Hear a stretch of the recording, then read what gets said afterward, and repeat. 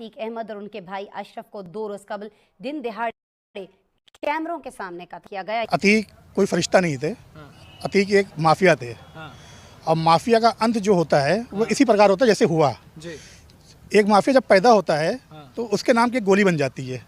वो गोली अब चाहे उसको किसी पुलिस वाले ने मारी हो और चाहे किसी अपराधी ने मारी हो, लेकिन गोली से ही मरता है वो। उनको लाके हॉस्टल मदरसे के गेट पे फेंक देते हैं। एफआईआर दर्ज नहीं हो पाती है। क्यों नहीं हो पाती है? किसका संरक्षण होता है उस पर? उस समय सांसद थे अतीक अहमद, विधायक थे अशरफ। आईएसआई वाले अतीक अहमद के घर में आते थे। ये एफआईआर में अतीक अहमद ने कबूला है। अभी जो उमेश पाल हुआ 24 फरवरी को जो के मारा, उस इन्होंने करवाया था। उसका इनका बेटा था असद, उसका तो हो गया था 1-2 महीने। अतीक अहमद और उनके भाई अशरफ के साथ बिल्कुल वैसा ही हुआ जैसा कि उन्होंने 2 हफ्ते कबल कहा था। अब इतने साल का इनका इतिहास है। अतीक अहमद 2004 में खुद बोल चुका था, या तो मेरे को कोई राइवल मारेगी, मेरा एंड होगा। ये अतीक का खुद का स्टेटमेंट था। अब ये केस में जो अतीक वाला केस है, इसमें राइवल इन्वॉल्व है, ये भी हो सकता है। इसमें पर्सनल रंजिश थी, किसी का भाई मारा, भतीजा मारा, उसने बदला। किस तरीके से इस वीडियो में पाकिस्तानी मीडिया डिस्कस कर रही है अतीक अहमद के बारे में। अतीक अहमद ऑब्वियसली मुसलमान है तो पाकिस्तानी मीडिया की सिंपति रहेंगी। उनको नहीं पता कि अतीक अहमद किस तरीके के काम करता था भारत में। उनको तो ये लगता है कि भैया बीजेपी की गवर्नमेंट ने एक मुसलमान को लाइव कैमरा टीवी के दौरान सीधा सीधा गोली मार दी। तो वीडियो पहले पूरा देखते हैं, वीडियो के बाद करते हैं बात। प्लीज़ चैनल को सब्सक्राइब करेगा। मैं मिलता हूँ वीडियो के लास्ट। प्रेस के सामने बड़ी खबरें आई उसकी, अतीक अहमद और वो, यानी इतना वो तो मैंने इतनी खौफनाक वीडियो थी, मैंने अपने सोशल मीडिया पे भी शेयर नहीं करवाई वो देखने के बाद। तो ये, और फिर उसके बाद होता है ना कि जब ऐसा कुछ हो तो वो फौरन मार दिया जाता है उनको। तो वो सवाल जो उठ रहा है वो ये है कि क्योंकि मुझे आपके अंदर की पॉलिटिक्स में इतना ज्यादा वो नहीं देखती, ऑब्जर्व नहीं करती कीनली, तो लेकिन सवाल जो उठ रहे हैं वो ये है कि जी एक तो वो मुसलमान थे, और दूसरा ये कि उनको फौरी तौर पर पुलिस वहां पे मौजूद थी, तो उन्होंने जिन्होंने मारा उनको क्यों नहीं मारा, कत्ल किया। तो ये सर बताइएगा क्या है मसला, ये क्या हुआ? देखिए अतीक अहमद जो है, ये जो भी दुर्घटना हुई कल, ये दुखद है, नहीं होनी चाहिए थी। इस तरह की एक्शन का कोई कभी कहीं सपोर्ट नहीं है। The rule of the law should prevail, not like this.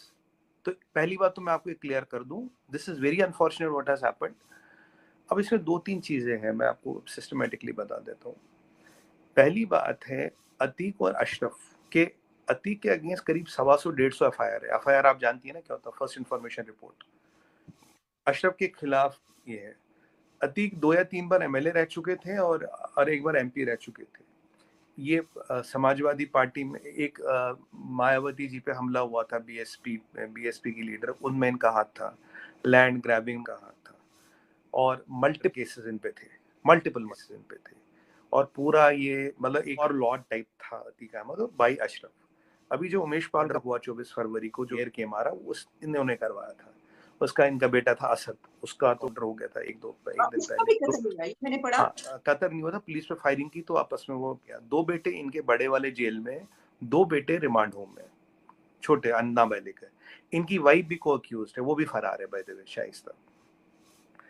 अब इतने साल का इनका इतिहास है। अतीक अहमद 2004 में खुद बोल चुका था, या तो मेरे को कोई राइवल मारेगी, मेरा एंड होगा। ये अतीक का खुद का स्टेटमेंट था। अब इनकी रंजिशें हैं, इनकी राइवल गैंगों से रंजिशें, इनकी हर जगह दिक्कतें हैं अतीक और अशरफ की। बट अब देखिए 24 घंटे में क्या होता है, 2 चीजें इंपॉर्टेंट होती है। ये सब तो था, ये कांस्टेंट है, ये इनके साथ चल रहा था। अब 2 चीजें क्या कांस्टेंट होती है? 2 चीजें कांस्टेंट ये होती है कि सबसे पहली एक चीज होती है, अतीक ने 24 घंटे पहले एक बड़ी सेंसेशनल रेवलेशन दी थी। अतीक ने बोला कि भाई मेरा संबंध आईएसआई से है, मेरा संबंध लश्कर तोयबा से है, जैश मोहम्मद से है। ये कोर्ट में बोला है, कोर्ट में बोला। और जो उमेश पाल में हथियार आए थे वो इन्होंने सप्लाई किए, और ड्रोन के जरिए मेरे को हथियार भेजते हैं, मैं कहीं से भी हथियार मंगा सकता हूँ।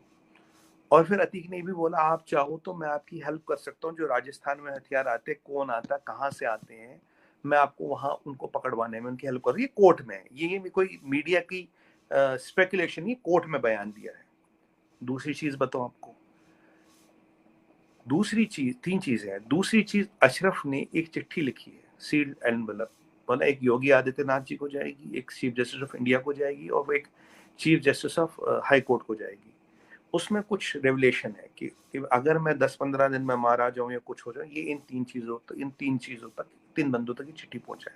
उसमें क्या है मुझे नहीं पता। तीसरी चीज आपको बताऊंगा 24 घंटों में क्या बदला।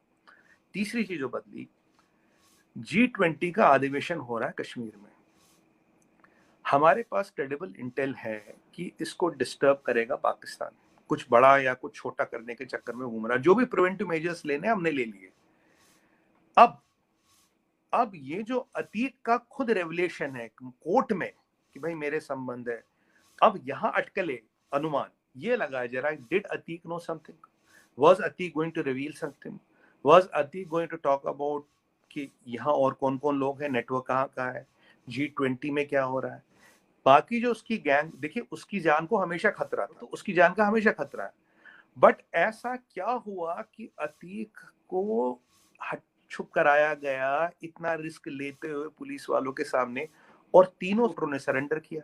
और तीनों शूटर कह रहे हैं जी हमने तो फेम के लिए किया। जो मेरा मानना है फेम के नहीं हुआ है, फेम के लिए मेरा पर्सनल मानना नहीं हुआ है।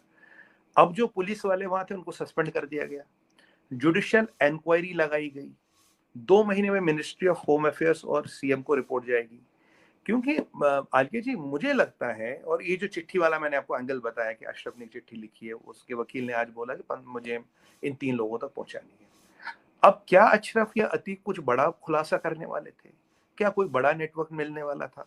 कल उन्होंने एक जगह ले जाके हथियार भी दिए पुलिस को, निशानदरी करा, यहाँ हमने हथियार छुपाए। पीछे अतीक के दफ्तर पे 1 या 2 करोड़ कैश मिले और 17 या 20 हथियार मिले जिसमें इंपोर्टेड हथियार थे। इंडिया में इंपोर्टेड हथियार अलाउड नहीं है। यहाँ आपको 32 बोर का लाइसेंस मिलता है, मेड इन इंडिया। इंपोर्टेड हथियार is not allowed in India, license और नो लाइसेंस। की बात से ऐसा लगा कि ताने बाने जो है वो यहाँ पर, यानी आपने कहा ISI और ये सारी। देखिए मैं आपको बताता हूँ। तो दोस्तों ये वीडियो यहाँ पर होता है ख़त्म। आपने देखा किस तरीके से बात हो रही थी अतीक अहमद के बारे में पाकिस्तानी मीडिया में, और सिंपति दिखा रहे हैं। इवन बंगाल में, पश्चिम बंगाल की बात कर रहा हूँ, वहाँ पे कैंडल मार्च निकाली कोई रज़ा एकेडमी, यार मुझे एक्चुअली में नाम याद नहीं आ रहा है, रज़ा एकेडमी ने कैंडल मार्च निकाली अतीक अहमद के जो हत्या होने पर। तो आपको याद है शाहरुख खान की एक मूवी याद है आपको, रईस में वो बेस्ड स्टोरी थी एक क्रिमिनल जो कि था कहाँ का, जो कि था गुजरात का। उसका एनकाउंटर हुआ था और वो क्रिमिनल एक्टिविटीज़ में इन्वॉल्व था। और जो 93 में जो बम ब्लास्ट हुए थे, स्टोरी में भी रईस, अगर आपने मूवी देखी है तो दिखाया गया है। लेकिन कितना तरीके से उसको स्टोरी में आप देखेंगे, रईस को माल भेजा जाता है लेकिन उसमें जो रहता है वो बम RDX वगैरह जो भी रहता है वो रहता है, और फिर वो ब्लास्ट में यूज़ हो जाता है। तो रईस करता है या अल्लाह ये क्या हो गया। मतलब आप समझ जाओ इतना बेवकूफ़ नहीं है आज की जनता, ऐसा नहीं है। मुझे लगता है कुछ दिन बाद फरहान अख्तर फिर से मूवी बनाए और अतीक अहमद के नाम पर कुछ ऐसी मूवी बनाए, और आखिरी में जो वो क्रिमिनल एक्टिविटीज़ कर रहा है और बोल दे या अल्लाह ये क्या, ये मैंने नहीं किया, इस तरीके का कुछ क्लाइमैक्स में दे दे जैसा रईस का क्लाइमैक्स था। सबको सब कुछ पता रहता है कौन किस तरीके से माफिया बनता है। सिंपल सी बात है, माफिया अगर कोई इतनी बड़ी प्रॉपर्टी, यूपी गवर्नमेंट ने 1500 करोड़ की प्रॉपर्टी तो जब्त की है। इतनी बड़ी बड़ी जो प्रॉपर्टी जो बनाते हैं ना लोग, माफिया, कोई बिजनेसमैन नहीं रहते इनके पास। क्या आसपास की ज़मीन सस्ते दाम में ज़बरदस्ती बंदूक की नोक पे खरीद लो, प्लाटिंग कर लो, ठीक है, बड़े बड़े ठेके ले लो, मतलब पैसे हफ्ता वसूली, दम, ये सब चीज़ें, यही इन्हीं चीज़ों से ये माफिया बनते हैं। तो पाकिस्तानी मीडिया ऑब्वियसली, पाकिस्तान मुसलमान यहाँ पे कोई भी हो, क्रिमिनल हो, जो भी हो, इनको तो एक ही चश्मे से देखना है। इवन भारत के मुस्लिम, पाकिस्तान के तो छोड़ो यार, भारत के मुस्लिम ऐसा मतलब ज़्यादातर मुस्लिम ऐसा दुख दिखा रहे हैं जैसे उनका बाप मर गया हो। ऑब्वियसली यूपी गवर्नमेंट में विकास दुबे भी मरा था, और बहुत सारे हिंदू माफिया मारे जा रहे हैं। तो इतना मतलब जो क्रिमिनल है तो उसको क्रिमिनल की नज़र से देखना चाहिए।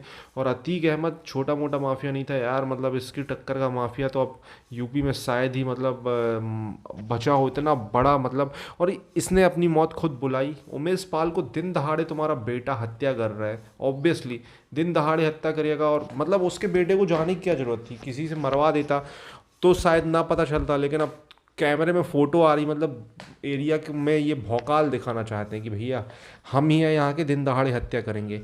हो गया काम, ले गया बेटा, भाई को, चाचा को, सबको। अब वाइफ पता नहीं मिलेगी नहीं मिलेगी।